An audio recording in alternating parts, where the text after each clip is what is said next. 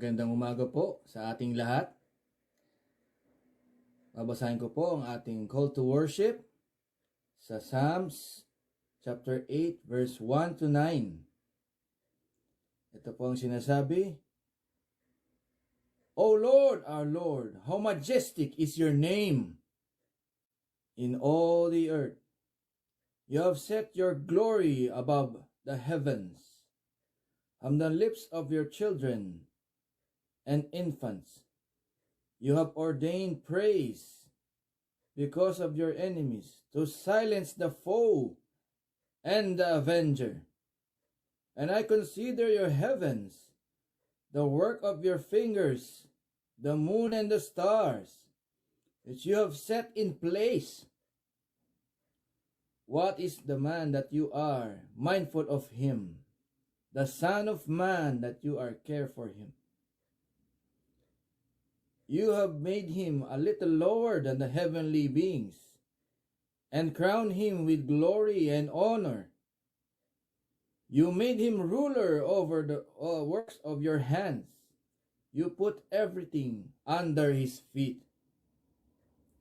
All flocks and herds, and the beasts of the field, the birds of the air, and the fish of the sea, all that swim that paths of the seas. O Lord, our Lord, how majestic is your name in all the earth. Pagpalain po tayo sa salita ng Panginoon. Tayo po ay manalangin. Panginoon, papasalamat po kami sa papapalang bigay niyo sa amin. Patuloy po namin pinapanalangin ang aming bansa laban sa COVID-19. Kayo po magpapala sa aming presidente, sa mga taong nangangailangan ng tulong.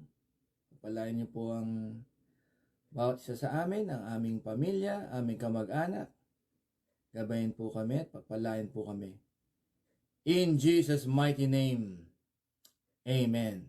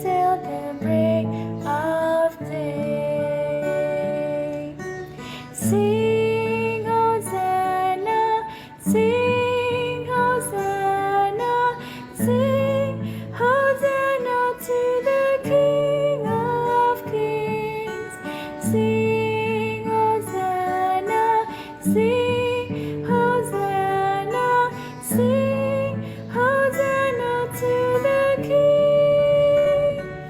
Give me joy in my heart, keep me singing. Give me joy in my heart, I pray. Give me joy in my heart, keep me singing. Keep me singing till the break of day.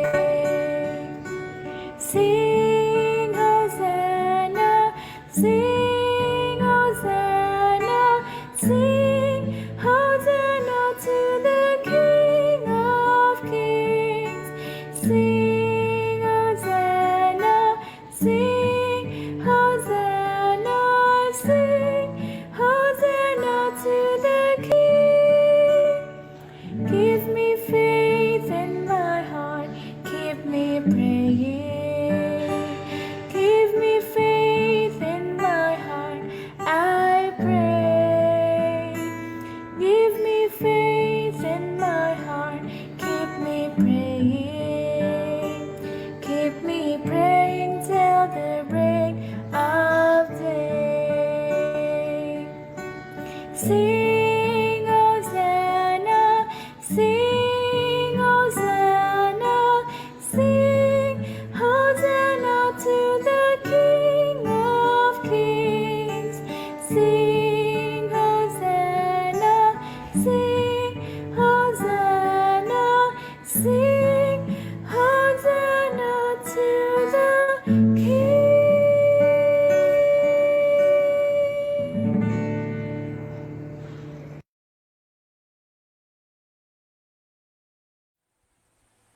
Tayo po ay manalangin. O Diyos na banal, maraming salamat po sa umagang ito na mayroon kami. Maraming salamat po Panginoon sa pribileyo na minsan pa kami po ay makasasamba sa inyo ng may malaking kagalakan. Salamat po sa provision ng pag-iingat, sa provision ng kagalingan, sa provision din po ng pangailangan at ng kaalaman. Pinupuri ka namin sama-sama at nilulhati ang banal mong pangalan, sapagkat ikaw po ay tapat at dakila magpakailan paman, katulad po ng inyong pagiging tapat sa inyong mga lingkod nung una paman at maging sa kapanahonan namin ngayon. Kami po ay nananampalataya na kami po ay inyong patuloy na pagpapalain sa kabila ng pandemyang aming nararanasan. Pagpalain po ninyo ang aming pagtitipon, pagsamba at dalangin po namin na lingapin po ninyo ang inyong banglingkod na gagamitin sa umagang ito. Maranasan po namin ang inyong kalingningan sa mga salita na sa aming maririnig sa aming saherong inyong dadalhin sa aming kalagitnaan. At kapulutan po namin ng mga aral, pagpapala ang aming mapapakinggan at maparangalan nawa ang inyong banal na pangalan. At ang lahat ng ito ay aming dalangin alang-alang lamang po sa matamis at na mabuting pangalan ng aming Panginoong Hesus, siya naming Diyos at sariling tagapagligtas. Amen. Magandang umaga po sa inyong lahat, mga kapatid, at mapagpalang linggo po sa lahat. Ang ating topic ngayon ay a father's blessing to his sons, no? At makita nga natin dito, no?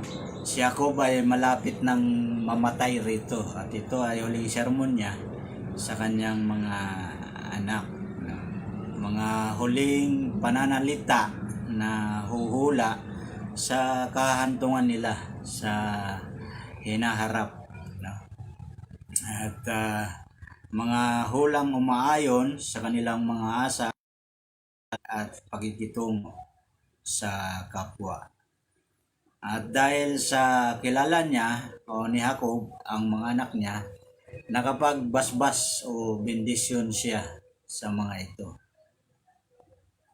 Ang atin pong paksang tanong ay ano ang mga bendisyong ito na mangyayari sa mga anak niya, no?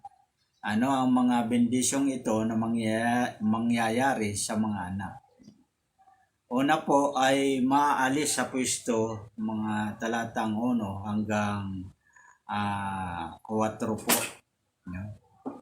Ang sabi sa 1-2, pagkatapos tinawag ni Jacob ang mga anak niya at sinabi, magsiparito kayo dahil sasabihin ko sa inyo kung ano ang mangyayari sa inyo sa darating na panahon. Mga anak, lumapit kayo at makinig sa akin na inyong ama. So yan po ang sinabi ni Jacob sa kanyang mga anak. Pinalapit niya. Ngayon nung lumapit na, no, ito po ang unang sinabi niya. At yan ang para kay Ruben. No? Ikaw Ruben, na panganay ko, ang kauna-unahang lalaki kong anak.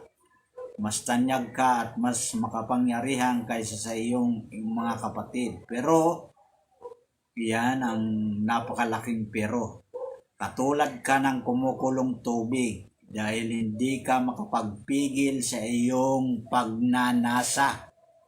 Kaya ka sumiping sa aking asawang alipin.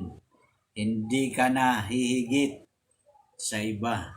So, si Ruben kaya natanggal ang kanyang pagkapanganay, naalis siya sa kanyang pwesto bilang panganay dahil para siyang kumukulong tubig.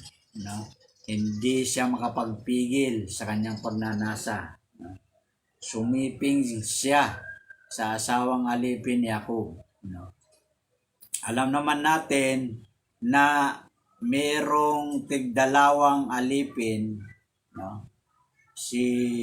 Yung kanyang dalawang asawa at pinasiping nga sa kanya. At yan ang makita natin. Hindi ka na higit sa iba. Kaya natanggal siya sa pagkapanganay. Ang pangalawang mangyayari sa mga anak, no, sa bendisyong ito ni Jacob ay yung magiging palaboy, no, talatang 5 hanggang 7 po. At yan ay si Simeon saka si Levi. Tingnan natin ang talatang 5 saka 6. Kayo Simeon at Levi na magkakampi, ginagamit ninyo ang inyong armas sa pagmamalupit sa iba. Hindi ako sasama o dadalo sa pagtitipon ninyo dahil pumapatay kayo ng mga tao kapag galit kayo. At pinipilayan ninyo ang mga toro kapag gusto ninyo. So, mabagsik itong dalawang sumunod sa panganay, si Simeon saka si Levi, no? Pumapatay talaga sila.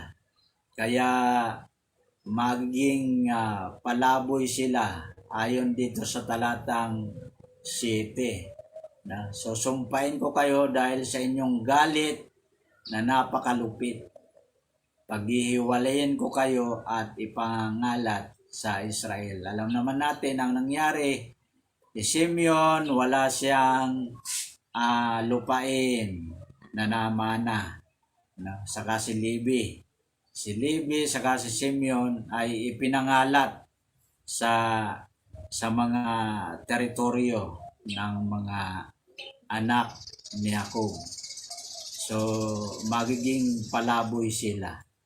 No? So, merong kanya-kanya rin silang lugar sa bawat teritoryo ng mga lipi. No? At yan ang makikita natin. At nangyari nga yan. No? Nangyari yan. Ang pangatlo po ay yung mamumuno sa lahat. Talatang 8 hanggang 12. No?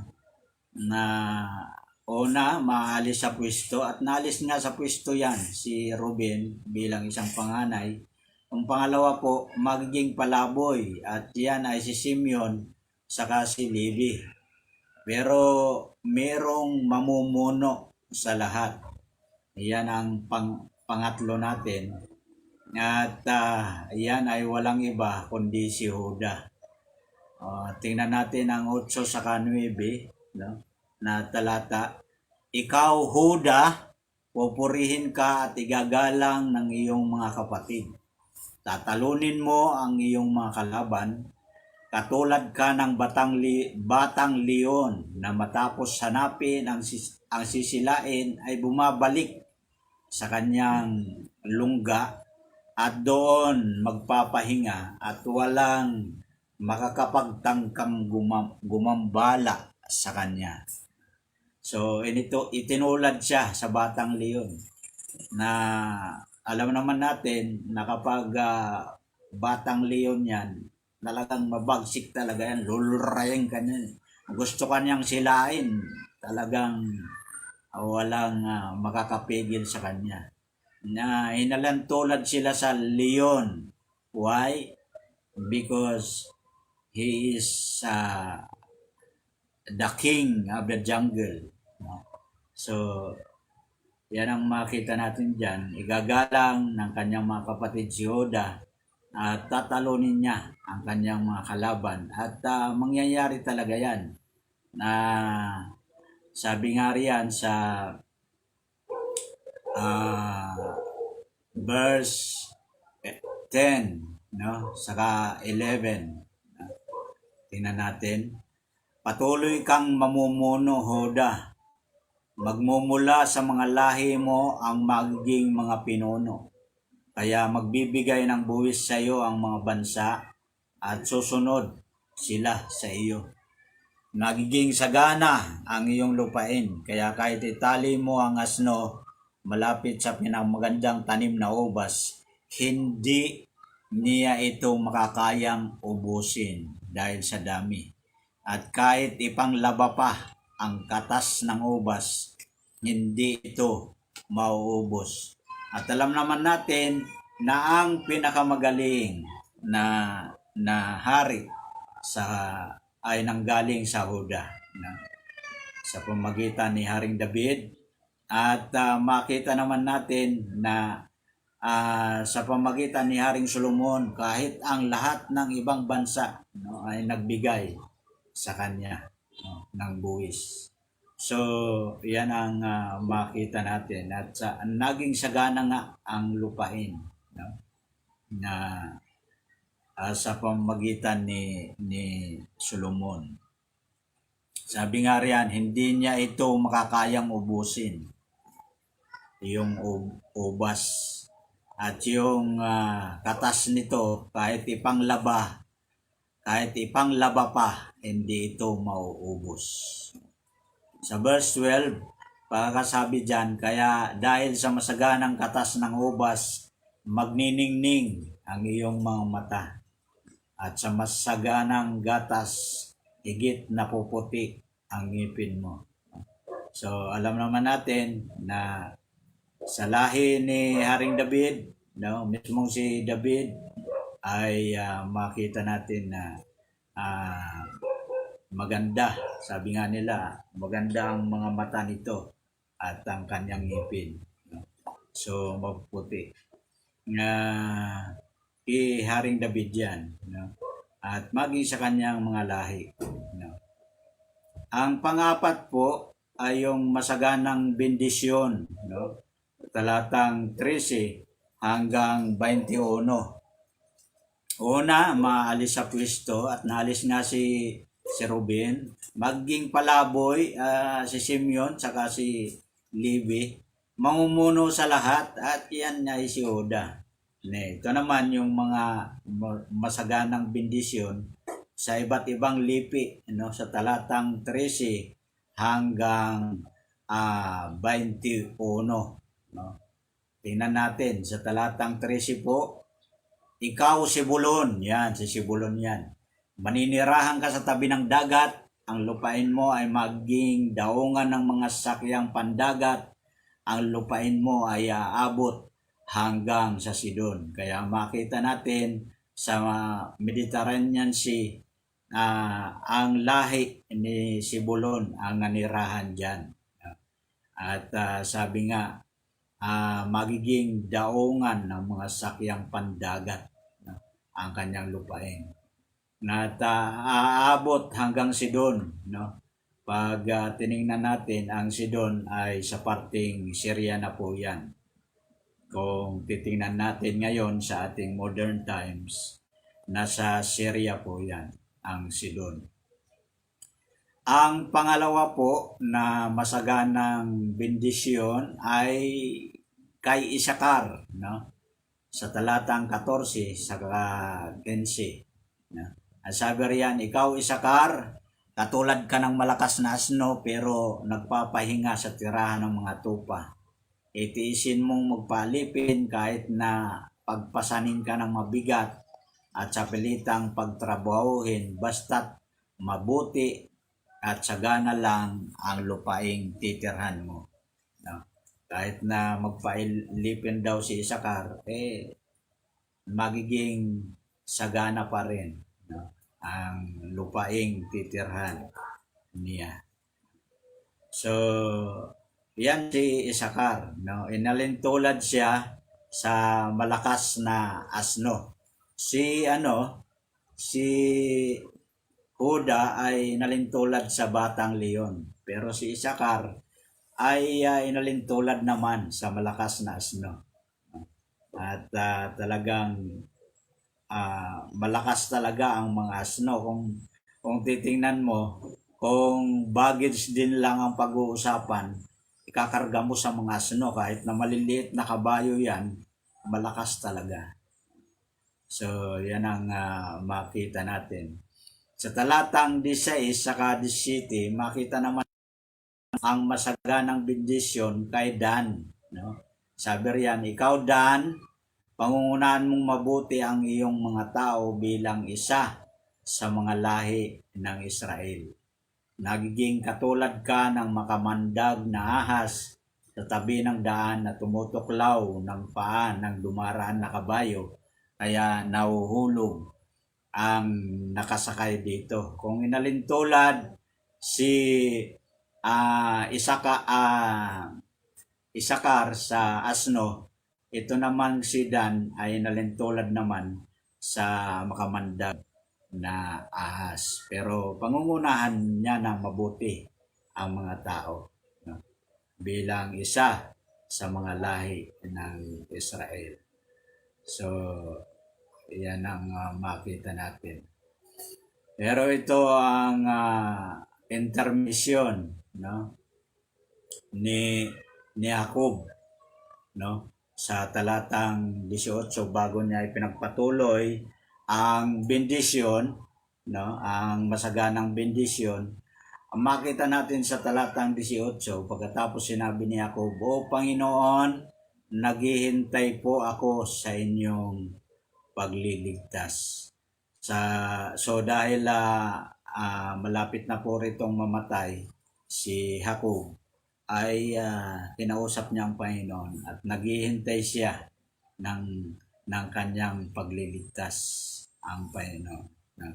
So, ang kamatayan po ay hindi hadlang sa pagliligtas ng Panginoon. Yan ang sabi nga liligtas ka na ng Panginoon nung sumampalataya ka sa Kanya. Pero magiging kumpleto lamang ang pagliligtas na yon kapag naranasan mo na yung kamatayan. Yung physical na kamatayan. At yan ay inihintay na ni Jacob, no? Purihin ang Panginoon. Talatang 19, ito naman po yung bendisyong masagana kay Haggad, no? Talatang 19, sabi riyan, nagpatuloy pa siya sa pagsasalita, ikaw God, lulusubin ka ng grupo ng mga tulisan, pero gagantihan mo sila habang tumatakas sila, no? So yan ang makita natin kay God, no? lulusobin siya ng mga tulisan, pero gagantihan niya habang tumatakas sila. Mabagsik din itong si God, no? Parang Isakar din, no? Si Isakar parang pag may kalaban, no? Hindi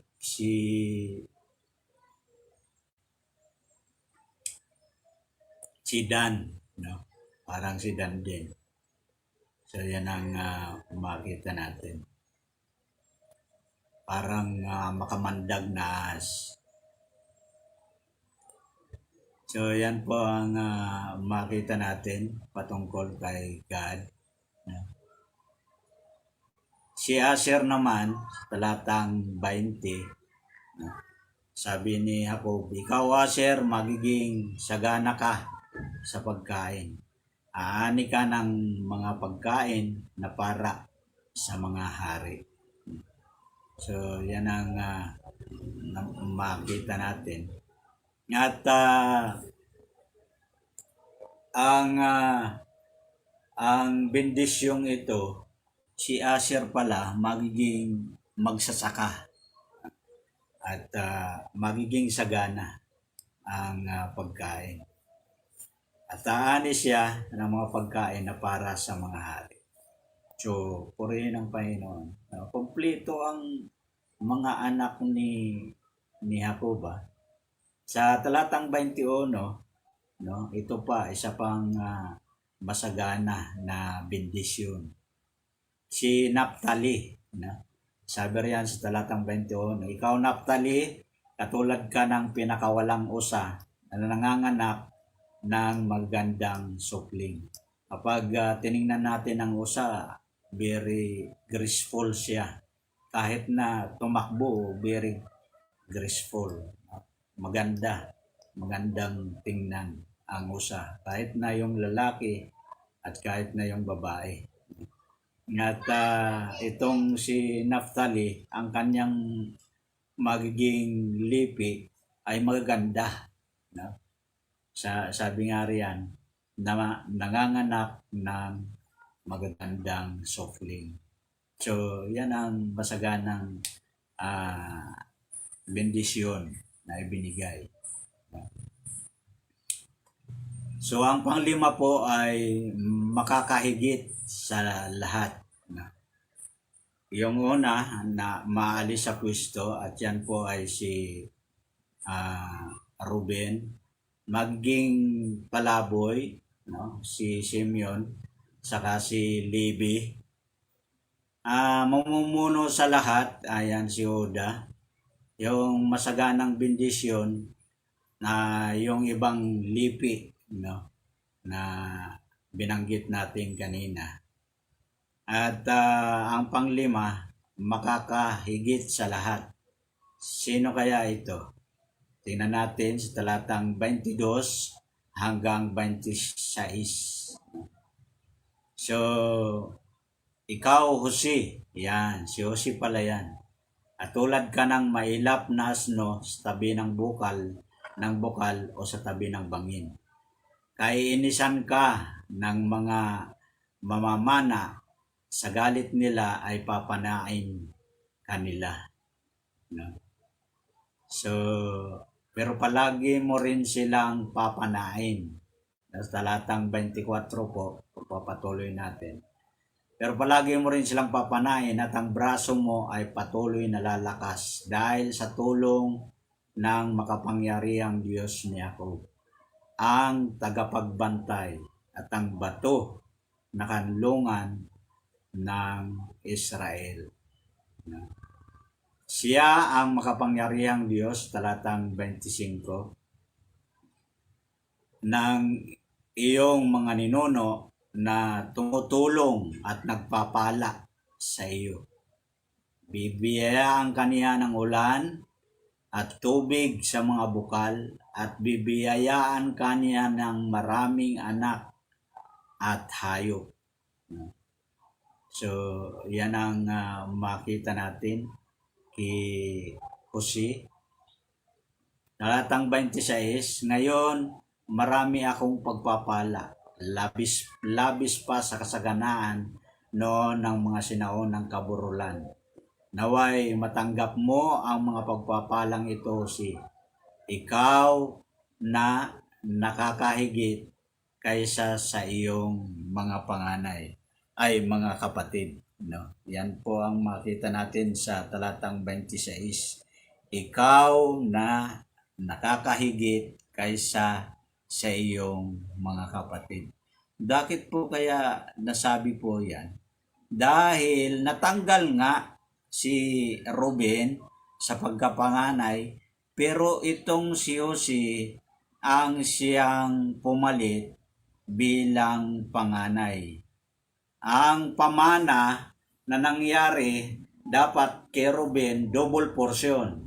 No, sa mga Israelita, ganyan po yan. Pag merong ipamamana, double portion kay Jose dahil siya na ngayon ang naging panganay. Bakit? Nakakahigit siya. Bakit naging double portion? Sa hatian ng mga lupa, yung dalawang anak ni Jose nagkaroon ng mana sa lupang pangako. Kaya makita natin si Manase saka si Ephraim ay dalawa ang mana ni Jose. At ang nawalan naman ng mana ay si Simeon saka si Levi. Kaya makita natin ang Levi saka ni Jose ay naging palaboy na lamang sa lupain. At dalawa ang naging mana ni Jose sa pamagitan ni Manases saka ni Ephraim. So ang panganim po na ay mga agaw sa iba. No? Ang una, naalis sa pwesto, no? Maging palaboy, mamumuno sa lahat, masaganang bendisyon doon sa mga natirang lipi, makakaigit sa lahat itong si Jose dahil dalawa ang naging mana niya sa lupain. At pang-anim, mga agaw sa iba. Kapag tinignan po natin ang mapa pala doon sa lipi ni Jose, makita nyo napakalaki ng lupain ni Manase o ni Manases saka ni Ephraim. Ang malaki yan. Si Manases ay merong lipi sa kabila, merong pang lipi rito sa kabila ng Jordan. Kaya makita natin dyan napakalaki ng kanilang mana sa lupain. At ang number 6 nga, mga agaw sa iba. Bakit nasabi natin yan? At sino yan? Si Benjamin po yan. Si Benjamin. At makita natin sa talatang 27. Ano yung pagkakasabi yan? Si Benjamin ay isang lobo na mga agaw. Sa kinaumagahay kanyang kakanin ang huli at sa kinahapunan ay kanyang babahagihin ang samsam. No? Inalintulad si Benjamin sa isang lobo, no? Na mga agaw. No? So, nangyari po yan, no? Na ng agaw ng magiging asawa ang mga lipi ni Benjamin sa kapanahonan ng mga hukom. Pag tinignan po ninyo ang Book of Judges, ay nang-agaw nga talaga si Benjamin ng magpangasawa sa mga lipi na iba.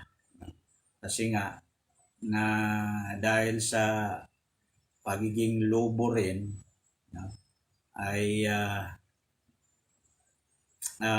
kinalaban niya ang ibang lipi. No? So, yan.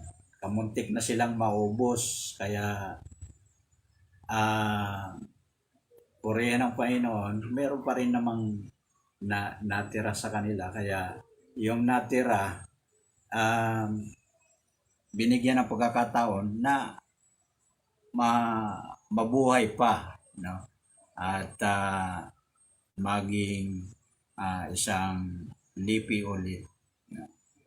At yung kanilang mga lalaki ay nangagaw ng mga babae sa ibang lipi.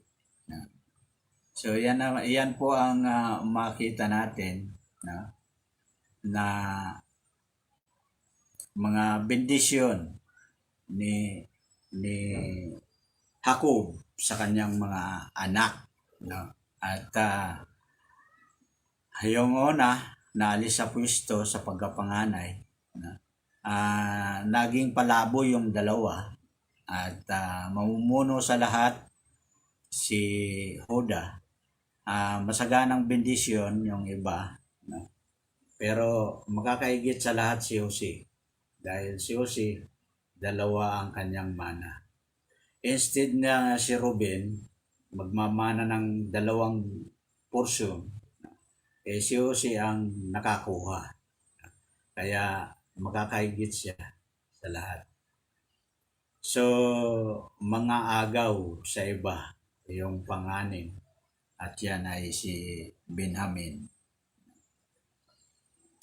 Ang pagsasabuhay po nitong ating pinag-aralan ngayong umaga ay ano ang nakita mo sa iyong mga anak na pwedeng ipanalangin sa Diyos. So, napag-aralan natin, napagbulayan natin, nakita natin kung ano yung bendisyon na inihayag ni Jacob sa kanyang mga anak. Tayo rin, no? Ano ang pwede nating, ano ang nakita natin na sa ating mga anak na pwede nating ipanalangin, no? Sa Diyos. At sa pamagitan noon, no, ito po ang nakita ko, no, na lima na dapat nating ipanalangin sa ating Amang Diyos patungkol sa ating mga anak bilang mga magulang. Una po, mga maling asal na dapat baguhin o maling ugali na dapat baguhin. Yun, ipanalangin po natin yan. Hindi pwede na lahat maganda ang ugali. Merong lalabas talaga dyan na hindi maganda ang ugali. At iyon po ang dapat nating ipanalangin sa ating Diyos. Mga maling ugali na dapat baguhin. Ang pangalawa na pwede natin ipanalangin sa ating mga anak ay yung mga talentong dapat na linangin. Nakita mo yung talento ng anak mo, ipanalangin mo yan na gamitin para sa paglilingkod sa Panginoon. So yan ang makita natin. Una, maling ugali na dapat baguhin. Pangalawa, mga talentong dapat na linangin. Ang pangatlo, mga pagpapalang dapat na igawad. So, alam mo naman ang mga pangako ng Panginoon, ipanalangin mo sa mga anak mo na pagpalain din ng Panginoon. So, pangako niya yan alam mo na no? Kung sila ay magtatapat sa Panginoon, ang Panginoon naman ang bahala sa kanila. So, yan. Pangatlo, mga pagpapalang dapat na igawad. Yan ang dapat na ipanalangin. Pang-apat, mga problemang kayang pasanin. No? Hindi pwedeng walang problema eh. Kasi ang tao naman habang nabubuhay may problema. Kasi kapag wala kang problema ay isa kang baliw. Kaya kailangan ipanalangin sila, yung mga anak natin, na kaya nilang mapasan yung mga problema na ibinigay. O kaya, hindi lamang po problema yan eh. Kung minsan, yan ay pagsubok, no, na ibinigay sa kanila. Kaya, na pwede nilang pasanin. So, yan. Una, mga maling asal na dapat baguhin, mga talentong dapat nalinangin, pangalawa. Pangatlo po, mga pagpapalang dapat na igawad. Pang-apat, mga problemang kayang pasanin. Ang panglima po na kailangan ipag-pray sa kanila, yung mga buhay na makadiyos, marangal, at mapayapa. No? So, mamuhay sila na merong takot sa Diyos, merong karangalan, no? Hindi sinisiraan ang pangalan ng Panginoon. O kaya yung apelyido mo hindi masira, no? Marangal at mapayapa, walang kaaway, no? Walang kaaway. So yan, yan po ang mga 5 bagay, no, na naisip ko na ipag-pray natin sa ating mga anak. At tayo po ang siyang nakakilala sa mga anak natin kung ano ang dapat na ipag-pray para sa kanila. At hanggang sa paglaki nila, makita nila, ganito yung pinag-pray ng tatay ko. So, yun. Purihin po ang Panginoon sa kanyang salita at pagpalain po kayo ng Panginoon. At ang kapayapaan po ng Panginoon ay sumainyo.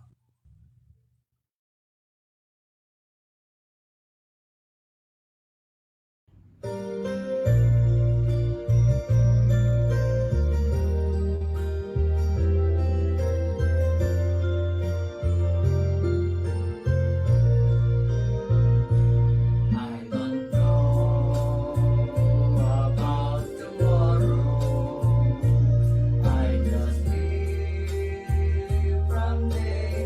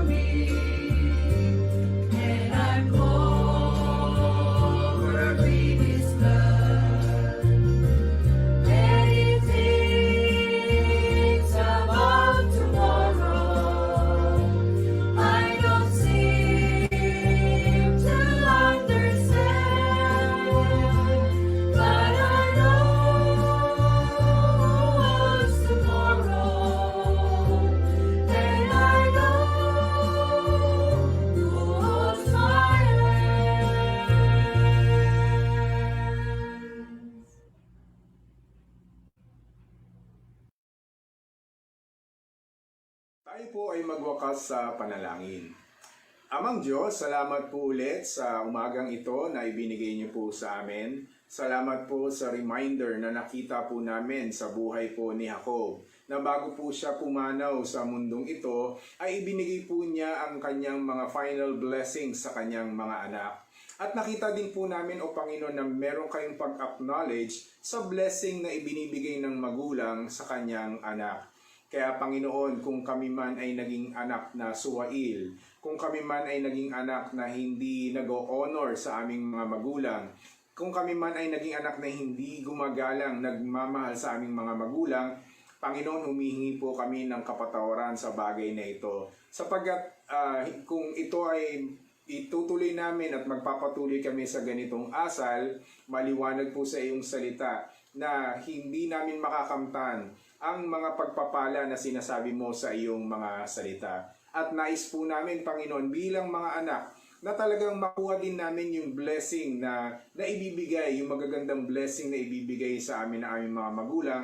Kaya Panginoon, tulungan mo po kami at kayo din ang nagsabi na ang sino man mag-honor sa mga magulang, ang sino man gagalang sa kanyang mga magulang, ay lalawig ang buhay sa ibabaw ng mundong ito at hahaba ang kanyang buhay. Kaya Panginoon, salamat po, purihin ka sa iyong mga salita at purihin ka sa mga reminder mo po sa bawat isa po sa amin.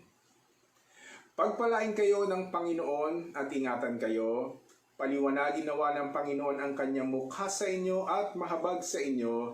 Ilingap nawa ng Panginoon ang kanyang mukha sa inyo at bigyan kayo ng kapayapaan ngayon at magpakailanman. Amen. Magandang umaga po ulit sa bawat isa sa atin.